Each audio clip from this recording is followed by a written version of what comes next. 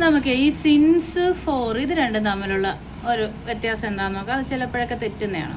ഇത് രണ്ടും സമയവും കാലവും കുറിക്കാനാണ്. ഫോറിന് വേണ്ടി എന്നുള്ള അർത്ഥമുണ്ട്, ഇവിടെ ആയിട്ട് എന്നൊക്കെ പറയാൻ വേണ്ടിയിട്ടാണ് ഉപയോഗിക്കുന്നത്, സമയവും കാലവും കുറിക്കാൻ. സിൻസ് എന്ന് പറഞ്ഞാൽ മുതൽ എന്ന് പറയും. ഇത് ഫോർ എന്ന് പറഞ്ഞാൽ ആയിട്ട്. പ്രധാനമായിട്ട് ഇത് ഉപയോഗിക്കുന്നത് പ്രസൻറ്റ് പെർഫെക്റ്റ് കണ്ടിന്യൂസിലാണ്.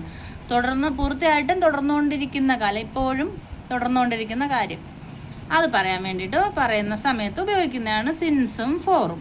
ഇപ്പം സിൻസ് ഉപയോഗിക്കുന്ന എവിടെയാണെന്നറിയാമോ? കൃത്യമായ സമയം, കാല അല്ലെങ്കിൽ നിശ്ചിതമായ സമയം അല്ലെങ്കിൽ കാലം, ഇതിനെ പറയാൻ വേണ്ടിയിട്ട് ഉദാഹരണം പറയുമ്പം സിൻസ് 2010 2010 മുതൽ. സിൻസ് ഏപ്രിൽ എന്ന് പറഞ്ഞാൽ ഇതൊരു നിശ്ചിത സമയം, ഏപ്രിൽ മാസം, ഏപ്രിൽ മുതൽ. സിൻസ് 9 AM 9 മുതൽ. സിൻസ് എസ്റ്റർഡേ ഇന്നലെ മുതൽ. അപ്പോൾ ഇന്നലെ മുതൽ ഞാനിവിടെ വെയിറ്റ് ചെയ്യുകയാണ്. I have been waiting since yesterday. I have been waiting since 9 AM 9 മണി മുതൽ ഞാൻ വെയിറ്റ് ചെയ്തുകൊണ്ടേയിരിക്കുന്നു.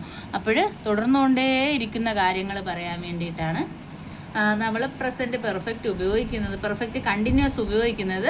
അതിൽ സിൻസിൻ്റെ ഉപയോഗമാണ് ഈ പറഞ്ഞത്. സിൻസ് എന്ന് പറഞ്ഞാൽ ഇപ്പം ഒരു നിശ്ചിത സമയം അല്ലെങ്കിൽ കൃത്യമായ ഒരു സമയം പറഞ്ഞിട്ട് അത് മുതൽ എന്ന് പറയാം. ആ മുതൽ എന്ന് പറയാനാണ് സിൻസ് ഉപയോഗിക്കുന്നത്. അതേസമയം ഫോറ് എന്ന് പറയുന്നത് സമയത്തിൻ്റെ അല്ലെങ്കിൽ കാലയളവിൻ്റെ ദൈർഘ്യം. ഉദാഹരണം ഫോർ 2 hours 2 മണിക്കൂറായിട്ട്. ഫോർ 5 months 5 മാസമായിട്ട്. ഫോർ 10 years 10 വർഷമായിട്ട്. I have been living here for 10 years. ഞാൻ 10 വർഷമായിട്ട് ഇവിടെ താമസിച്ചുകൊണ്ടിരിക്കുന്നു. ഇപ്പോഴും 10 വർഷമായിട്ട് താമസിച്ചുകൊണ്ടിരിക്കുന്നു. ഇപ്പോഴും തുടരുന്ന കാര്യം പറയാൻ.